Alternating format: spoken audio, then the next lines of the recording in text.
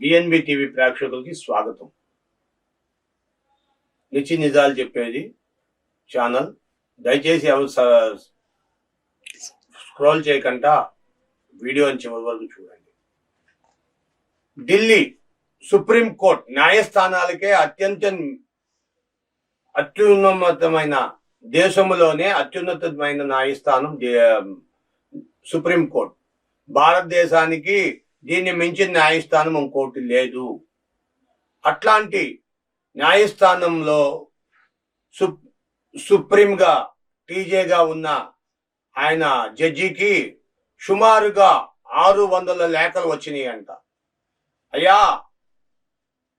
న్యాయపరంగా రాజకీయ వ్యక్తులు, రాజకీయ నాయకులు న్యాయపరంగా న్యాయం జరిగితే ఊరుకుంటున్నారు. అదే వాళ్ళకు అనుకున్న విధంగా కాకుండా తీర్పులు వస్తే వాళ్ళు ఇష్టానుసారంగా న్యాయవాదులని అసభ్యముగా అసహ్యముగా మాట్లాడడమే కాకుండా తీర్పులని ఇష్టారాజ్యముగా వాళ్ళ సొంతముగా వాళ్లే తీర్పులు చెప్పుకుంటున్నట్టుగా ప్రకటించుకుంటున్నారు.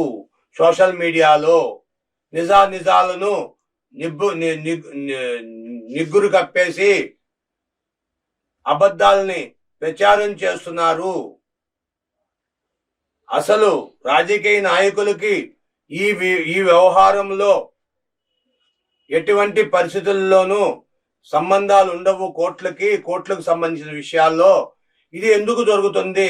ప్రధానమైన న్యాయమూర్తులు ఆనంద్ గారు, పింక్ ఆనంద్, ఇంకా కొంతమంది ప్రముఖ లాయర్లు కూడా నోటీసులు, లెటర్లు రాశారంట సుప్రీం చీఫ్ జస్టిస్ కి. అయ్యా, ఇది విధానం కాదు. ఈ విధానం న్యాయపరమైన పరిస్థితులను, భారతదేశంలో ప్రజలకు న్యాయస్థానాల పైన విలువలను దిగజార్చడం కోసమే వీళ్ళు ఈ పనులు చేస్తున్నారు. వాళ్ళ స్వలాభాలకు ఎన్ని సంవత్సరాలైనా రాజకీయ నాయకులు వాళ్ళు బయట తప్పించుకుందాం కోసమే ఇది కేవలం చేస్తున్నారు. Indian constitutional of ministry of law దానికి స్వతంత్ర ప్రతిపాదమైనది. దీనికి రాజకీయ నాయకులకు ఎటువంటి సంబంధం లేదు.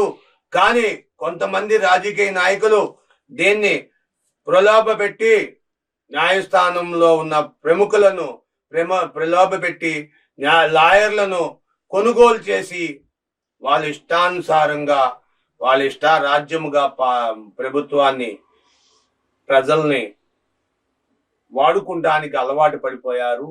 కాబట్టి మీరు దయించి న్యాయస్థానం విలువల్ని పెంచండి. అట్లాంటి క్రిమినల్ రాజకీయవేత్తలను ఇమ్మీడియట్లీగా చర్యలు తీసుకోండి. సరి అయిన జడ్జిమెంట్లు ఇవ్వండి. పోలీసులు, ఈడీలు తనిఖీలు చేస్తే పోలీసులకు పండగెందుకు అంటూ న్యాయస్థానంలోని ప్రముఖ న్యాయవాదులే ఈడీకి లెటర్లు రాశారట. ఒక పక్క అగ్రరాజ్యం అని చెప్పుకుంటున్న అమెరికా కూడా కాంగ్రెస్ అకౌంట్లను సీజ్ చేయడం ఏంటి? అసలు ఎవరో ఏదో చెబితే అది విచారణ జరగకుండా అకౌంట్లు ఎందుకు సీజ్ చేస్తారు? ఇది కరెక్ట్ అయిన పద్ధతి కాదు. భారతదేశంని ఎటువంటి కాన్స్టిట్యూషన్ లేని దేశాలతో పోల్చుకోవాల్సి వస్తుంది. రాజకీయ వ్యవస్థను దిగజారిపోవడం వల్ల భారత రాజ్యాంగాన్ని అత్యున్నతమైన న్యాయస్థానాలు విలువలు దిగజారిపోవడానికి కారణం వీళ్ళే. ఎవరో మాటలేని నిజాలను తెలుసుకోకుండా కేసులని తప్పుదోవ పట్టించే రాజకీయ నాయకులకు, అవకాశవాదులకు కొమ్ము కాయకూడదు న్యాయస్థానాలంటూ అమెరికా సైతం చెబుతుందట. ఇదే విధంగా కేజ్రీవాల్ గురించి కానీ లేకపోతే ఇంకా అనేక మంది గురించి, కేజ్రీవాల్ తాలూకా చెడ్డ అక్కడ వెళ్ళి లండన్ లో ఉన్నాడు, ఆయన ఎవరెవరినో కలిశాడు, లండన్ లో కొంతమందిని వాళ్ళందరినీ కలిశాడు, వాళ్ళందరూ కూడా ఇది అలాంటి వాళ్ళను కూడా పట్టించుకోకుండా నిజాలు బయట పెట్టకుండా ఇది చేయటం కరెక్ట్ కాదు అంటున్నారు.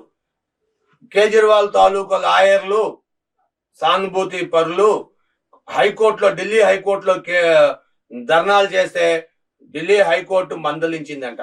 మీరు కోర్టు ప్రాంగణంలో ఎటువంటి కార్యకలాపాలు చేయకూడదు, మీరు చేసిన ఎడలా మిమ్మల్ని బార్ కౌన్సిల్ నుంచి సస్పెండ్ చేయబడుతుంది అని చెప్పి కూడా చెప్పిందంట. ఇదంతా మీ తెలుసుకొని మీ విలువైన అభిప్రాయాలను షేర్ చేయండి, లైక్ చేయండి, కామెంట్ చేయండి. Thank you for watching our channel, your channel.